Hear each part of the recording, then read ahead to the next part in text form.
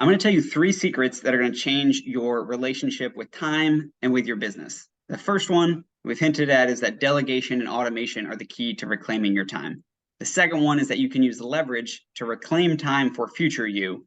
And the third secret is that Maslow's hierarchy of needs applies to all of your company's stakeholders. And so let's take a look at secret number 1. We're going to introduce a few frameworks, including the delegation matrix for decisions, the ABC model scorecard to shift from irritation to fascination, the XDS operational analysis to cut, delegate, and systematize your tasks, and then a review of automation tools that we recommend from A to Z. And so this first framework I learned from the Start, Grow, Manage CEO accountability group that I've been in for over a year. I meet every Wednesday at 1 with some amazing entrepreneurs, and Joe and Carla there in the middle in pink, you can see, facilitate this group. And one of the best decisions I've made as an entrepreneur was joining this group because I was able to see firsthand how amazing Sophia and Carla were at supporting Joe and Jeff. And Sophia and Carla are both virtual assistants. And after seeing them in action for a few weeks, I knew I needed a Sophia 2.0 to help me run my business. The challenge here was that I didn't know what to actually have this person do or where to find them. And so they taught me this amazing delegation matrix framework where it's a 2x2 box here broken up by things that you like and don't like and things you're efficient and not efficient at. Now we're going to start first in that bottom right quadrant. Of the things you don't like and you're inefficient at, these need to be delegated. It's not a good use of your time and strengths. It doesn't bring you joy or energize you. And in some cases, it may be the soul-sucking stuff that drains you, or you constantly procrastinate and your business is struggling because you have to be in it to do some of these things that should very honestly be given to other folks.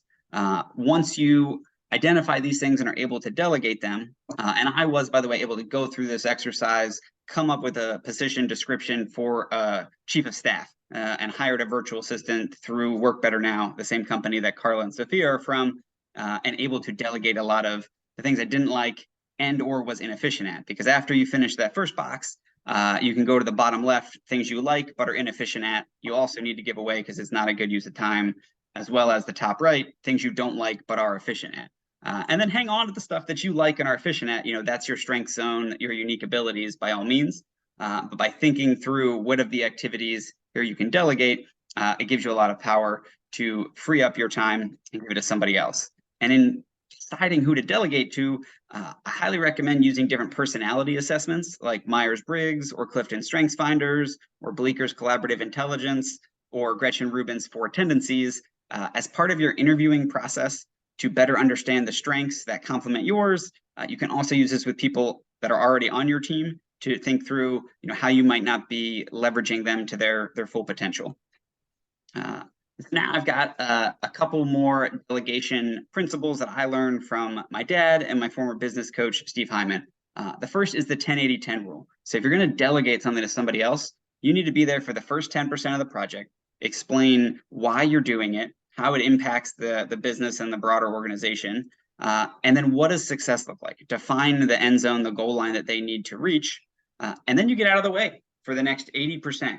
You give them ownership. You don't micromanage. They have autonomy. They may zig where you would have zagged, but that's all right if they're going to eventually get towards the same end zone. And so then you come back in the last 10% to review the work they've done, give them feedback, hey, this looks great. Let's change up the wording here or update the color palette there, and then let them bring it over the finish line.